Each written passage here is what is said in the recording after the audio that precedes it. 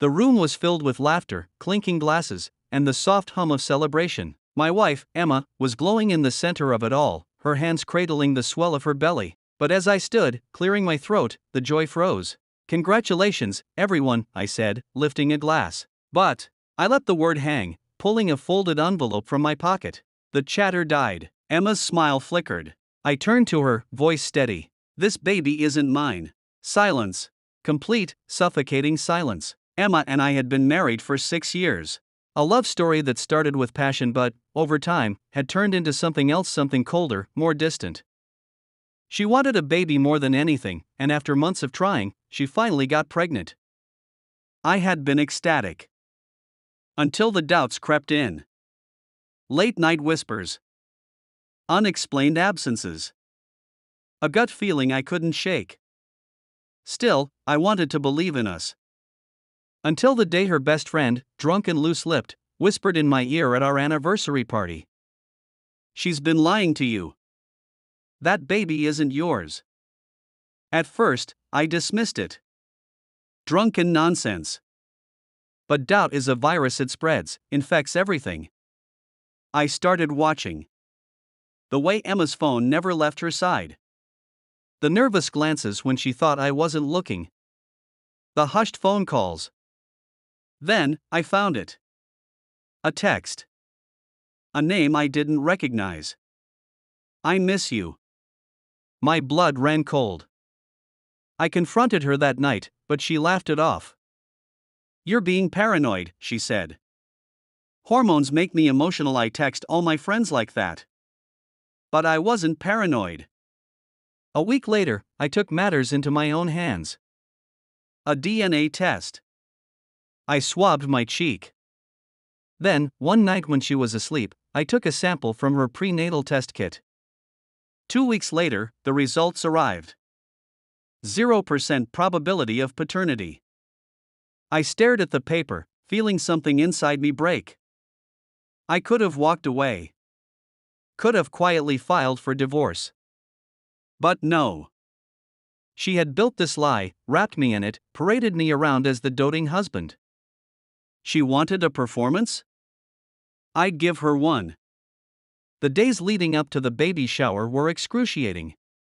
Pretending to be the doting, clueless husband while my mind was a storm. Emma gushed about nursery colors, baby names, our future. I played along, my smile a mask. But behind that mask, I was preparing. I gathered evidence, screenshots of texts, credit card statements leading to hotel bookings. A timeline of her deception. I even found him. The real father. A coworker.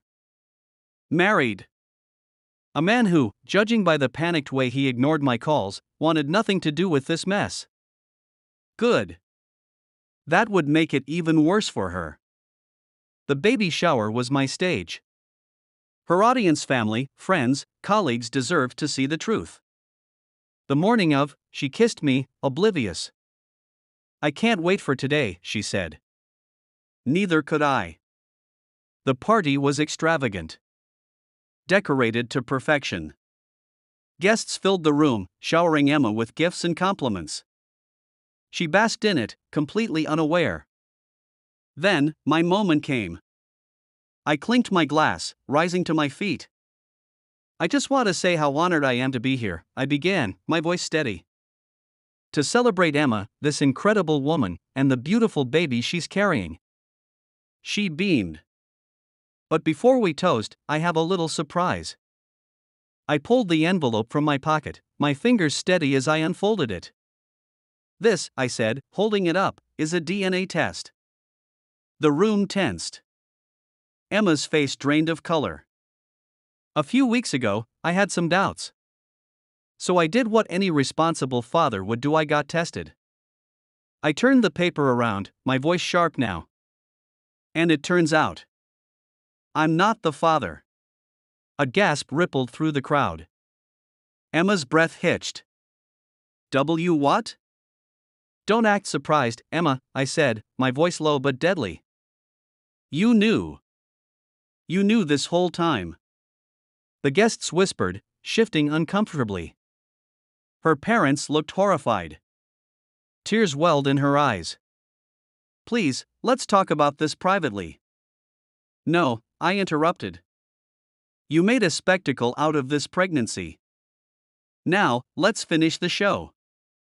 A nervous hush settled over the room. Emma shook her head, frantic now. I don't know what you're talking about. I pulled out my phone, tapping the screen. A series of text messages projected onto the TV screen behind me. He thinks it's his. I feel awful, but I can't tell him now. What if he finds out? He won't. We just have to play it cool until after the baby is born. Emma's face crumbled. Her mother gasped, covering her mouth. Her father stood, his chair scraping loudly. Someone muttered, "Oh my God." The final blow came when I turned to her best friend, the one who had told me everything. You knew, didn't you? I asked. She looked down, unable to speak. The weight of betrayal collapsed on Emma, and for the first time, she had no words. I exhaled, letting the silence stretch before delivering the final blow. I'm done, I said, my voice steady. I'm done with the lies, the manipulation, the humiliation. Emma reached for me, her eyes wild. Please, we can fix this. I stepped back. There's nothing to fix. Then, I turned to the guests. For those wondering what's next, I'll tell you. I've already filed for divorce. I gestured to a lawyer standing in the back. Papers are ready. Emma gasped, her hand flying to her mouth.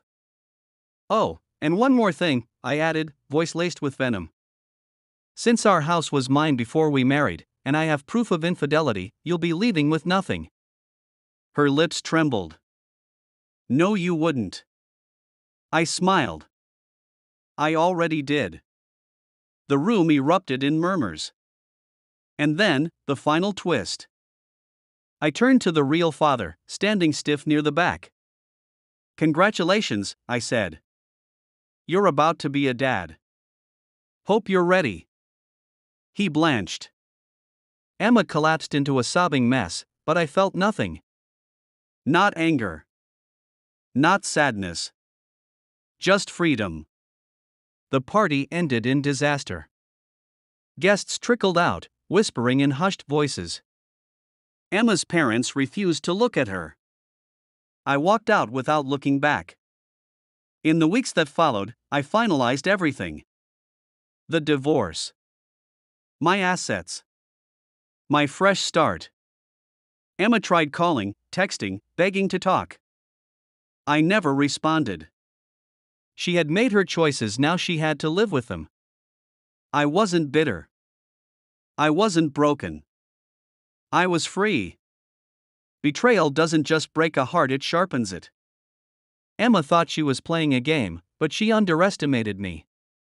And now, as I stepped into my new life, I realized something. Revenge wasn't just an ending.